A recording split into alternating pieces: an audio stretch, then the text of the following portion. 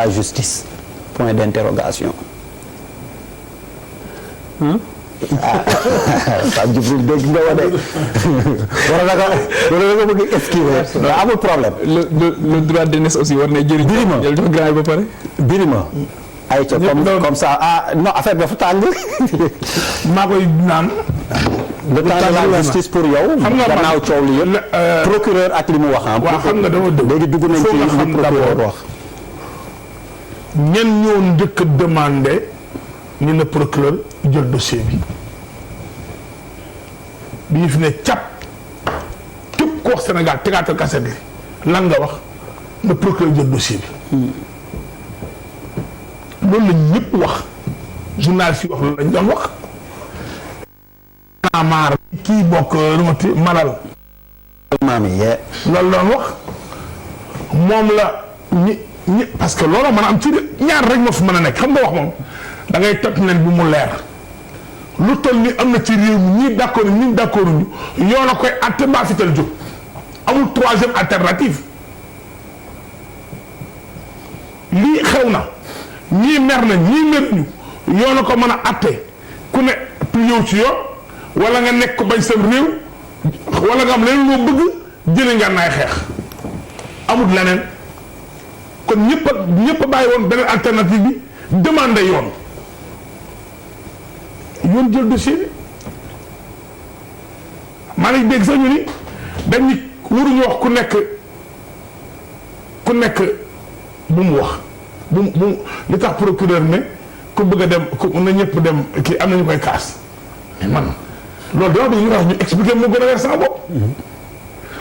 pétrole bii yow fekk yow wax nga ci fii ñaata jàkkaarloo lañ def fii ci Sénégal ku ne indi sa xam-xamu pétrole ku ne indi diggante 2 ans yi ñi jëñ Aliou Sall wala keneen ni jënd pétrole bi mat na 50 personnes léegi nga bëgg procureur taxaw ci prérogative ne man damay déglu Charles damay déglu Bouba damay déglu kii mais du ma déglu kii du ma déglu bu boobaa ñoo yee taxawaat ni dañoo encadré justice bi dañoo encadré procureur daa seet Massamba ak Mademba dañu war a may Sénégal bu nekk parce que ñëpp a yem devant la loi pourquoi ñu mën a may privilège Birima Ndiaye maa dem devant tribunal wax li mu xalaat te mun nga may Bouba Ndoum dem tribunal wax li mu xalaat à quel titre à quel titre que man Birima Ndiaye ñu jox ñu pouvoir ne dama wax yow li nga xam ci lii ñu yaakaar mais yow Bouba Ndour bokkoo ci quoi na diw rek dem wax à quel titre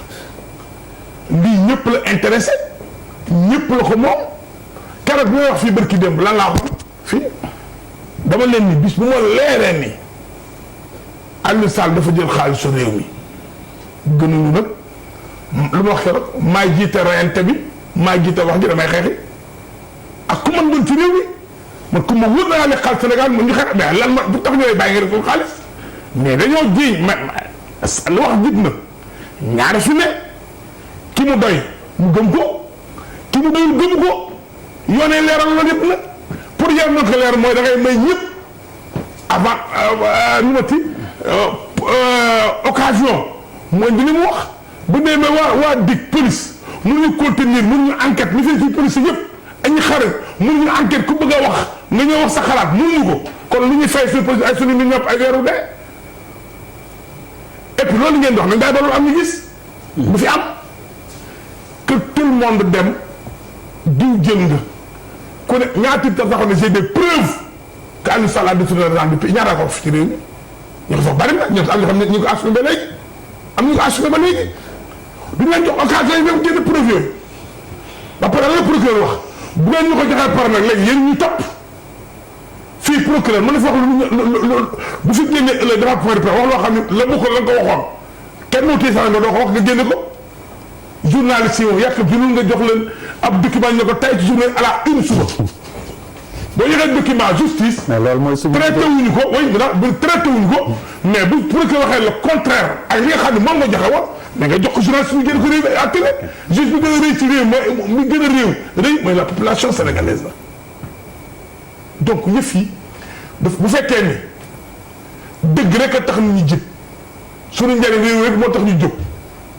coow jaratu ko léegi la meilleure façon pour gérer cette affaire mooy nañ topp justice exiger justice mu génn man maa gën a bëgg mu leer wallahi dama bëgg mu leer c'est waaye Sénégal la comprendre dama bëgg mu leer maintenant si Malal Talla am na dossier boo xam ne alors que bu ko wanee suba ñëpp xam ni doo jël na xaalis bi na ko génne.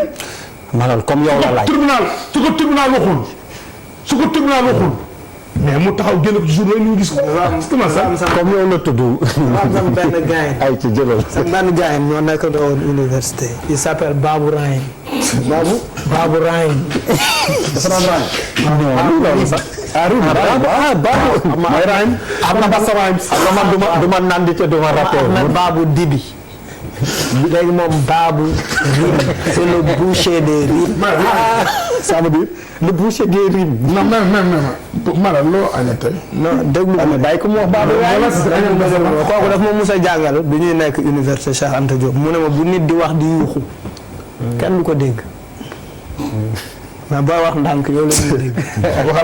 non sànq yuuxu nga nag waaw non c'est pourquoi j'ai décidé de parler doucement parce que dama bëgg ñu dégg ma parce que c'est une affaire très très sérieuse ci même Malal nii nga mos a waxee. waaw non mais léegi sax nii laay décidé waxee. non nii nga daan waxee. mais tey tàmbaliwul noonu. mais wax dafa am wax ndax su dane bàyyi leen suñu pétrole teggi bët suñu phosphate waru leen di ñu contrôle faites gaffe on constate c'est important on ne peut pas da nga wax léegi ne pour teg nañ affaire bi ci loxoy yoon ban yoon est-ce qu'on peut continuer à faire confiance à une justice qui est liée à l'exécutif? Est-ce que on peut? C'est une question. Parce que beaucoup de choses se sont passées. Il y a eu des arrestations arbitraires, il y a eu de grosses arrestations, CREI, yëkkati nañ ko fi finalement, etc. Est-ce qu'on peut continuer à faire confiance à cette justice-là? Et on dit procureur de la République, c'est pas le procureur de l'Alliance de la République. C'est le procureur de la République. Donc tous les Sénégalais moom mooy seen procureur. Donc dafa war a taxaw d'abord ci forme bi. Qu'est-ce qu'il a dit? ñu nekk ci télé yi di mbele. C'est irrespectueux. Quelqu'un qui tient une institution comme ça en traitant ce qui s'indigne ñi nga xamante ne ñooy naqar nga ne dañuy mbelale. Est-ce que tu sais que en fait wax c'est important parce que c'est un instrument qui permet d'apaiser la tension parce que ça sort du cœur. Il faut laisser les gens parler. Dans les pays où ça ne parle pas, ça a brûlé. Là où ça parle, c'est important, ça s'apaise. D'où l'importance wax. boo leen amee lu leen naqari da leen ko wax. Et quels sont ces Sénégalais qui ont occupé les médias? C'est pas des béni oui, c'est pas des Sénégalais, c'est pas n'importe quel Sénégalais, c'est des gens qui connaissent ce qu'ils disent. ay nit dañ nga xamante ne dañu xam li ñuy wax di ko wax. Donc au moins ñu respecter ñooñu parce que quand même le pétrole, les ressources naturelles, c'est des ressources qui appartiennent aux Sénégalais et qui doivent être bien réparties. Maintenant bu ñu tuddee nit en l'occurrence Aliou Sall lañ tudd yàlla def mu nekk rakku président de la République.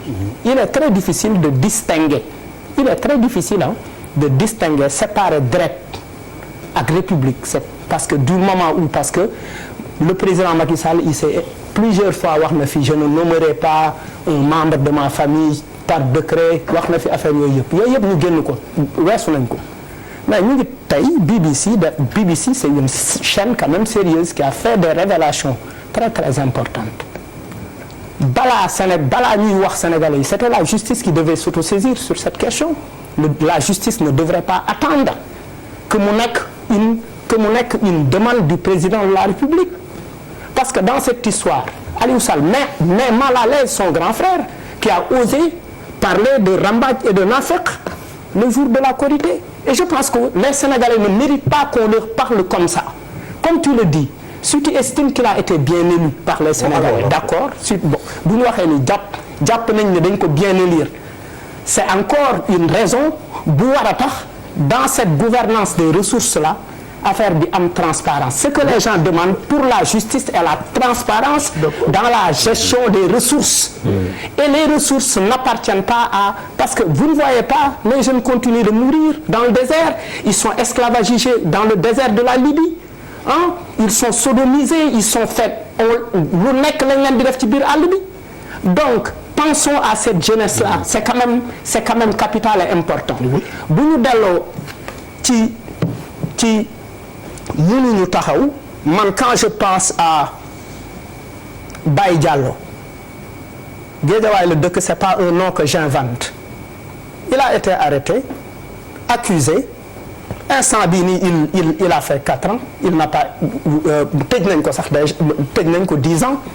Ndiogou Bey pour une simple camelote il a pris 15 ans. Est-ce que tu penses que voler du pétrole n'est pas égal bu ñu jàppee ni bu ñu ñaawee njort ni nit dafa luubal lu tolloog ay milliards te nit ki weddiwul ni jot na ci milliards yooyu dans un pays aussi pauvre où encore on a des abris provisoires, où on a des problèmes de plateau médical, où on a des problèmes de tel. Cette question, elle est importante. Pour moi, j'appelle le président Macky Sall à gouverner comme un jeune, comme quelqu'un qui est venu après les indépendances. Parce que judduwul avant les indépendances. Il gouverne comme un vieux. Il doit revenir à la raison. Parce que les Sénégalais l'ont exactement bien élu en 2012. jàppale ko 13 doomu aadama dee ci. c'est quand même non mun naa jàpp ni Sénégalais yi ñoo ko éliraat. mun naa jàpp loolu mais buñ la élire tu dois être surveillé pour le programme pour lequel il a été élu. Et le programme pour lequel il a été élu mooy la transparence et la justice dans la gestion des ressources naturelles. Loolu nag mënuñu négliger il ne faut pas négliger l'indignation même bu fekkoon muus moo taxaw ne pétrole bi waroon ngeen ma ci jox sama wàll parce que bëggoon naa mu xeeñ ma sax ma sori leen muus moomu dañ ko war a considérer. Et ça mais nekk fii naan oui la mobilisation c'était même pas 2 personnes. Les gens ne sont pas sur des trucs de nombre. Nit ñi dañu nekk si c'est pas la quantité, c'est la qualité de ce que les gens disent. Les gens sont sortis de la quantité. Du ngénte lañ woote. Du ngénte lañ woo nit ñi. Woowuñu nit ñi également ci ay ca lañ ñu fecc sabar. Dañu woo nit ñi ci il y a des générations qui doivent venir, on doit les préparer. Barki démb yàggul dara Macron est-ce que xam nga ci lan la doon préparer ndaw ñi. baal ma une minute rek s'il te plaît. yàggul dara Macron est-ce que xam nga ci lan la doon préparer ndawu France yi. ñu nekk ci élémentaire bi. ci tout simplement ñu xam ci ñi nga xamante ne mag ñi nga xam ci guerre mondiale bi ñi débarqué woon Normandie. Il faut que ñu xam ñooñu seen njëriñ ci réew mi il faut transmettre aux générations futures et c'est très important. Allez, madame léegi nag foog ñu fast track débat bi.